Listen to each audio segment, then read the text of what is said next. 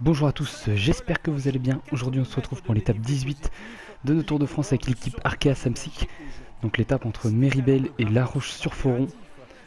Donc aujourd'hui malheureusement pas de grande forme pour Nairo Quintana. On peut voir il n'y a que Anacona qui a une bonne forme, le reste c'est forme normale, forme classique.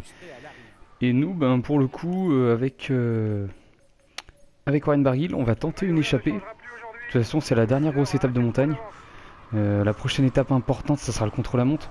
Mais honnêtement, je pense que ça sera plutôt à notre désavantage. Et là, j'ai vu qu'Warren Barguil, il est à peu près à 3-4 minutes de la 10ème place.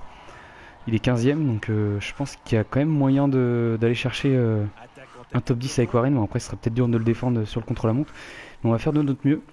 Et pareil, avec Quintana, on va tout donner pour reprendre du temps, ou du moins assurer vraiment la 3ème place. Ça sera quand même un beau Tour de France. Donc voilà, il y a encore pas mal d'objectifs à conclure.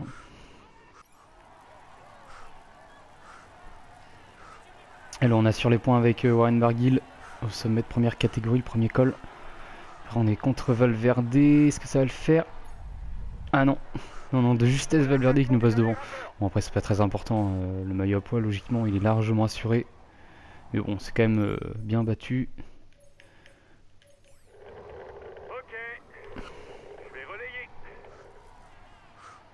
Allez cette fois-ci c'est nous qui aurons les 10 points, Valverde qui craque. Après un beau duel dans cette ascension. Il y en a Kona qui nous a lâché un petit peu plus tôt. Mais c'est bien, alors au moins je prends mes distances, je vais essayer de faire une descente correcte et bien récupérer. Mais au moins le maillot à poids c'est sûr, il est assuré. Excellent. Tu augmentes ton avance en tête du classement du meilleur grimpeur. Alors on se retrouve dans le premier col de deuxième catégorie avec Nairo Quintana. Devant on a Alejandro Valverde et Warren Barguil qui vont se disputer les points du grimpeur. Moi pour le coup je pense que je vais dire à Barguil de suivre peut-être simplement les attaques. Mais sinon tout se passe pas trop mal. L'échappée a quand même plus de 4 minutes 30 d'avance on voit. Bon là l'écart baisse quand même assez rapidement. Mais si on collabore bien dans la descente, logiquement on devrait pouvoir aller jouer la victoire de cette étape avec Valverde. Donc après il faudra juste bien collaborer. Et sinon avec Quintana, bah là pour le coup ça va être compliqué pour l'instant. Mais on espère peut-être dans le col de première catégorie le prochain être un petit peu au-dessus de certains et pourquoi pas reprendre un petit peu de temps. Alors en attendant on donne le ravitaillement et on va se retrouver un petit peu plus loin dans la course.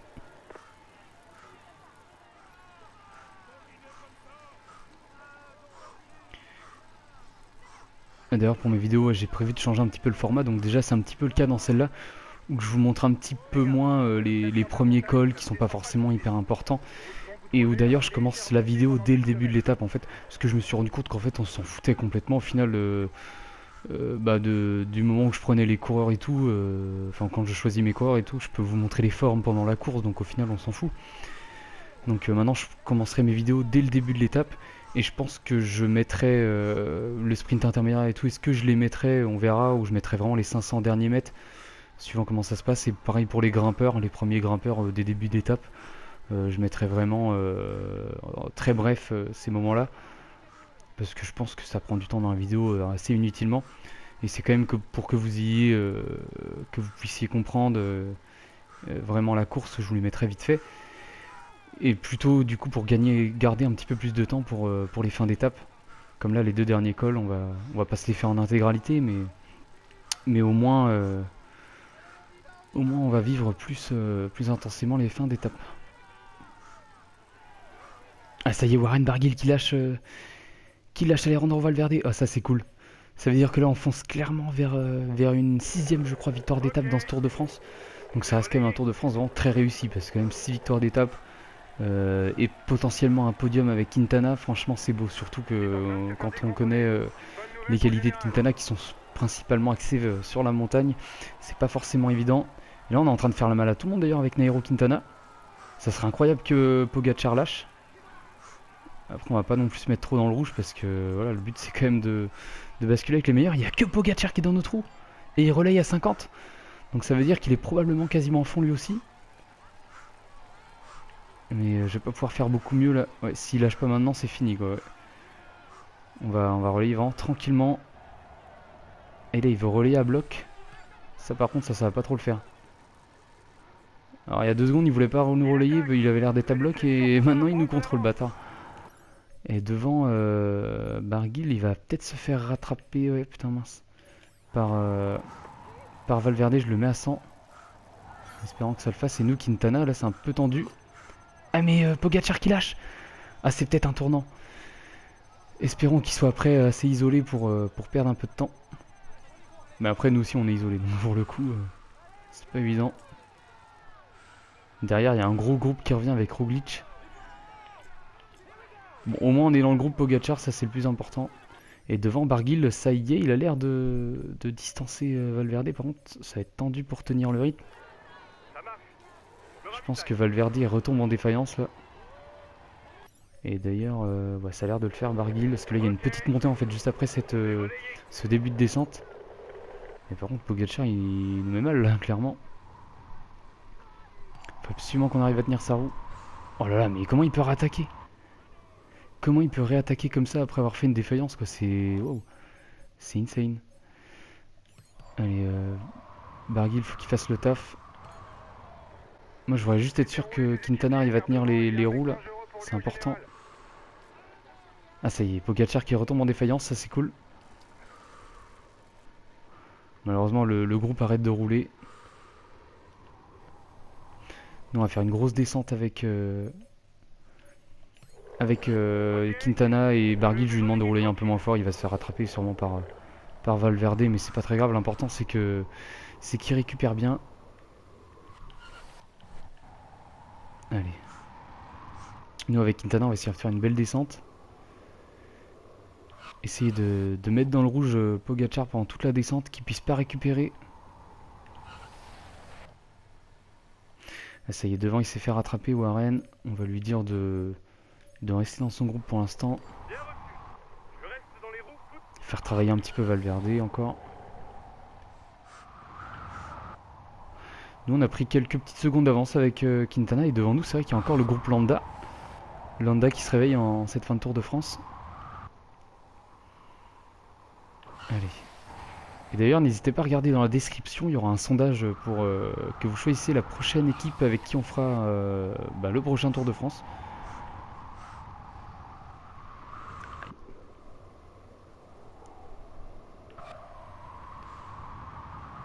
D'ailleurs n'hésitez pas à regarder dans la description, donc il y aura un sondage pour que vous puissiez choisir l'équipe avec qui on fera un prochain Tour de France. Donc qui arrivera certainement d'ici 2 semaines à peu près quoi. Environ. Oula, par contre ce virage là il est honteux.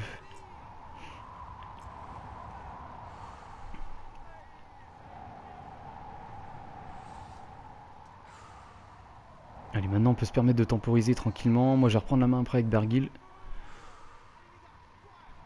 Allez, on va reprendre la main avec Warren Barguil. Quintana il va rester dans les roues. Wow, on a réussi à distancer Alejandro Valverde grâce à un bon enchaînement de virages.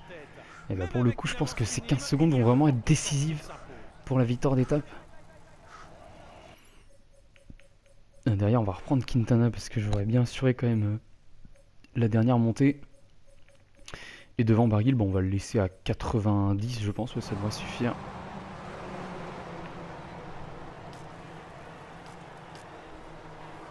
Allez, attaque de Simon Yates. Est-ce que le groupe réagit? Ah, il y a Bernal aussi qui veut attaquer. De toute façon, tous les favoris sont là pour le coup. Là. Après, il y a peut-être quelques places en jeu.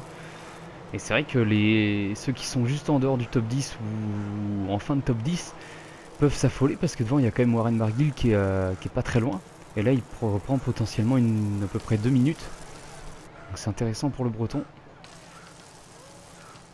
On va juste se contenter de suivre là pour le coup.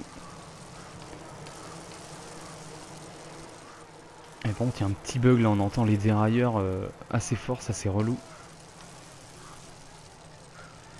En tout cas on est bien placé, j'espère que ça s'entendra pas trop au montage.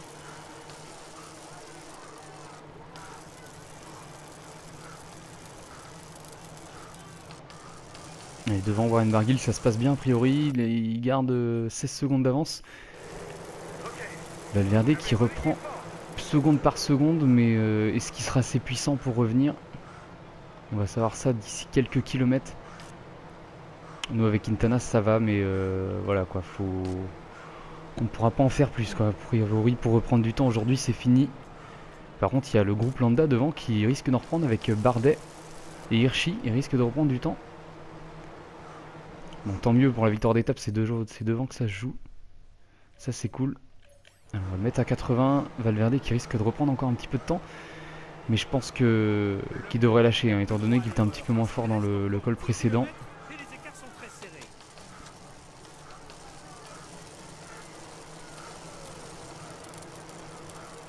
Gros tempo encore dans cette montée. Bon, après les pourcentages étaient assez faibles, donc ça explique forcément hein, le tempo assez élevé. Et Valverde qui est quasiment revenu sur Warren là. Ah, ça fait un petit peu peur pour la fin d'étape. Nous je pense qu'on va reprendre la main avec Warren dès maintenant, parce que là je pense que c'est bon pour Nairo Quintana. Et là on voit Valverde, il est juste là. C'est pas le moment de faiblir. Allez, on a quelques pourcentages suffisamment négatifs pour récupérer là. C'est là que c'est important de connaître le parcours. Moi j'ai déjà fait le Tour de France une vingtaine de fois quasiment. Donc du coup je sais où il y a des petits pourcentages intéressants, et ces petits moments où je me mets en position aérodynamique, ces quelques secondes peuvent faire la différence des fois. Et là Valverde est juste derrière nous, on l'entend. Allez, on fait des grosses relances quand même. Faut aussi bien récupérer, c'est important. Derrière Quintana, je vais mettre suivre les attaques, je l'avais pas fait. Allez, un bon virage, il est revenu quasiment notre trou. Oula, j'ai complètement foiré. Faut pas qu'il prenne notre trou là, clairement. Il est fort au sprint, Valverde.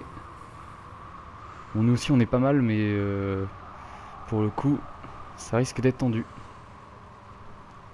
Là, il est juste derrière nous, il doit être au sprint.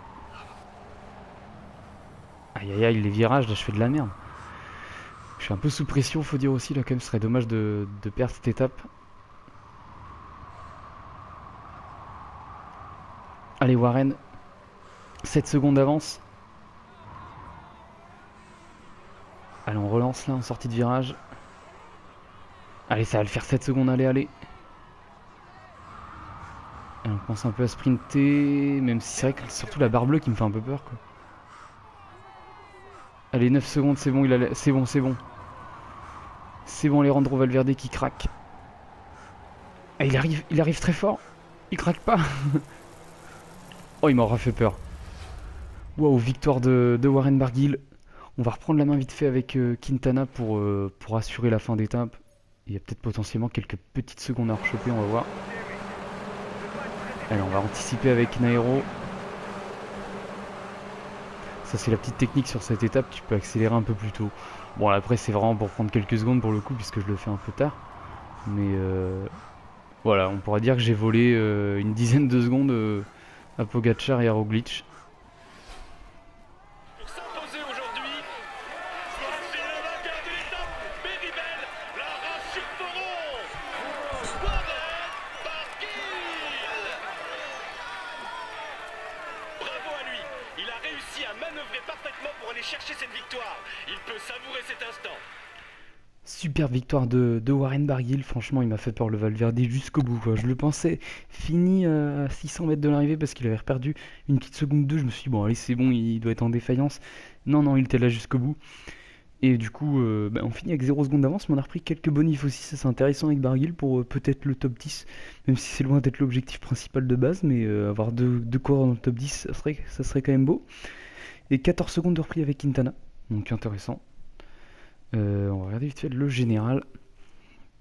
Donc au général on revient à moins de 6 minutes. Bon forcément ça n'a aucun impact ce qu'on a fait. Et du coup de toute façon notre top 3 elle est quasiment assurée. On a quand même presque 4 minutes d'avance sur le quatrième. Donc les Colombiens quand même en force dans le top 10. Quand même 4 Colombiens, c'est vrai que c'est beau. On prend la 11e place avec Warren Barguil. On est encore assez loin de Romain Bardet. Mais ça peut se faire hein, parce que si on a une bonne forme sur le chrono et qu'on essaye d'animer un peu les fins de course, pourquoi pas reprendre un petit peu de temps. Ça va être tendu mais faudra faire un beau chrono. Donc voilà, en tout cas merci à tous d'avoir regardé cette vidéo. On se retrouvera pour les 3 dernières étapes dans la même vidéo. Donc allez, ciao ciao.